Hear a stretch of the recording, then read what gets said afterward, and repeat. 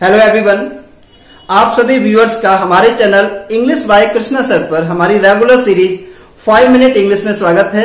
और आज के अपने इस लेसन में हम डिस्कस करेंगे 2 ऐसे टर्म्स के बारे में जिनके सेंस को लेकर के बहुत सारे लर्नर्स, बहुत सारे व्यूअर्स ये फील करते हैं कि शायद इन दोनों टर्म्स का जो सेंस है वो सेम है। But my dear friends, there is a big difference in their context. उनको कहां किस कॉन्टेक्स्ट में यूज किया जाना है उसमें काफी बड़ा डिफरेंस है, और ये म्यूचुअल डिफरेंस इन दोनों वर्ड्स का आज हम इस वीडियो में जानेंगे।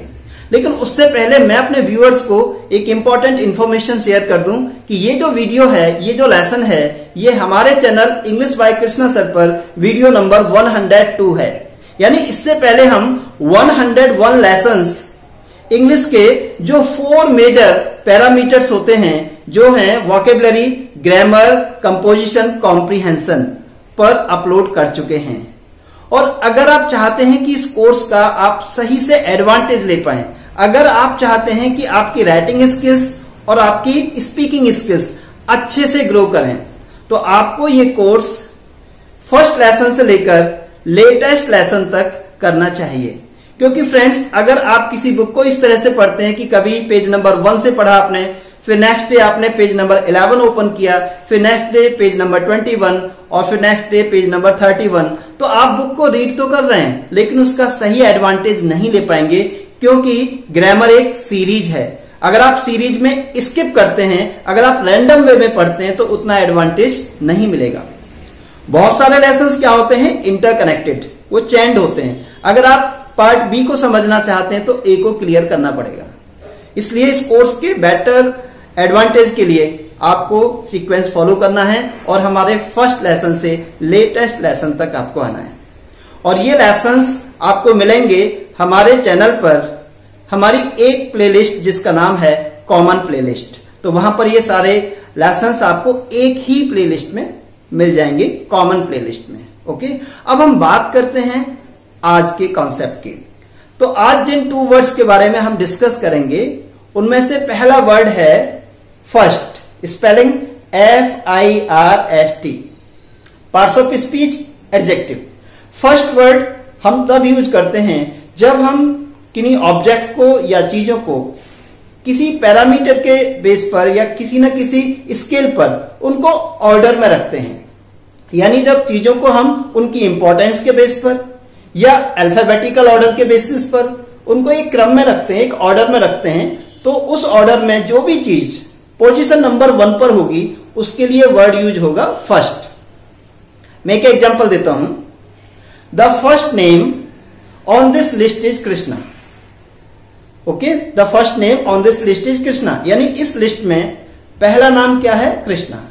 आपको पता होगा कि जब आप किसी भी एग्जाम में पार्टिसिपेट करते हैं, किसी कंपटीशन में पार्टिसिपेट करते हैं, तो आपका जो स्कोर होता है डियर स्टूडेंट्स, उसको डिसेंडिंग ऑर्डर में सेट किया जाता है और उस लिस्ट को कहा जाता है मेरिट लिस्ट। ओके, तो यहां इस सेंटेंस में कहा जा रहा है कि इस मेरिट लिस्ट में नंबर 1 पर जो नाम है, फर्स्ट पोजीशन पर जो नाम है वो कृष्णा है। तो नंबर 1 पोजीशन के लिए किसी भी ऑर्डर में नंबर 1 पोजीशन पर जो चीज होती है उसके लिए वर्ड यूज होता है फर्स्ट। तो हमारा ये एग्जाम्पल आपको काफी कुछ क्लियर कर देता है अगर आपने ध्यान से सुना हो और समझा हो। अब हम एक और एग्जाम्पल देते हैं। I will win first prize in this competition. आपको पता है नॉर्मली कॉम्पिटिशन्स में या किसी भी इस टाइप की एकेडमिक इवेंट में जब रिजल्ट आउट होता है तो 3 प्राइजेस बेसिकली होते हैं, first prize, second prize, third prize. तो फर्स्ट पोजीशन पर जो प्राइज है उसकी बात हो रही है, इसलिए हमने वर्ड यूज किया यहां पर first. I will win first prize in this competition, right? तो मुझे लगता है कि आपको काफी हद तक फर्स्ट का कॉन्टेक्स्ट समझ में आ गया होगा कि फर्स्ट किस कॉन्टेक्स्ट में, किस कंडीशन में यूज होता है। अब हम बात करते हैं सेकंड वर्ड की, और वो वर्ड है अर्लीस्ट। स्पेलिंग देखिए EARLIEST, parts of speech, adjective. ये जो वर्ड है अर्लीस्ट, ये किस कंडीशन में यूज होता है, क्या कॉन्टेक्स्ट है इसका? जब हम चीजों को, मेनली इवेंट्स को या इंसिडेंट्स को, उनकी डेट्स या उनकी टाइमिंग्स के हिसाब से ऑर्डर करते हैं, तो सबसे पहले होने वाली या सबसे पहले आने वाली इवेंट के लिए वर्ड यूज होगा अर्लीस्ट। ओके, तो यहां पर चीजों को हम मेनली उनकी टाइमिंग्स या डेट्स के हिसाब से ऑर्डर में रखते हैं और उसमें सबसे पहले आने वाली इवेंट के लिए वर्ड यूज होता है अर्लीस्ट। हम एग्जांपल समझते हैं। One of the earliest memories of my childhood is riding a tricycle. यानी मुझे अपने बचपन की बहुत सारी यादें आती हैं, लेकिन जो सबसे पहले जो मेमोरी मुझे हिट करती है वो है जब मैं ट्राईसाइकिल को राइड किया करता था। तो one of the earliest memories of my childhood is riding a tricycle, earliest. Second, the earliest possible appointment that is available is next Sunday at 4 PM। तो यहां भी हमने अर्लीस्ट का यूज किया है। तो आप जो हमने कॉन्टेक्स्ट दिया है अर्लीस्ट का और फर्स्ट का, दोनों के सेंटेंसेस को कंपेयर करेंगे तो आप कॉन्टेक्स्ट को बेटर तरीके से समझ पाएंगे कि फर्स्ट का कॉन्टेक्स्ट क्या होता है और अर्लीस्ट का क्या होता है। और बेटर रिजल्ट के लिए आपको क्या करना है, आपको पर्सनल एग्जांपल्स देने हैं, 2 एग्जांपल्स फर्स्ट के और 2 अर्लीस्ट के, तो म्यूचुअल डिफरेंस और ज्यादा क्लियर होगा। ओके फ्रेंड्स, आई होप आपको काफी हद तक ये कॉन्सेप्ट क्लियर हो गया है।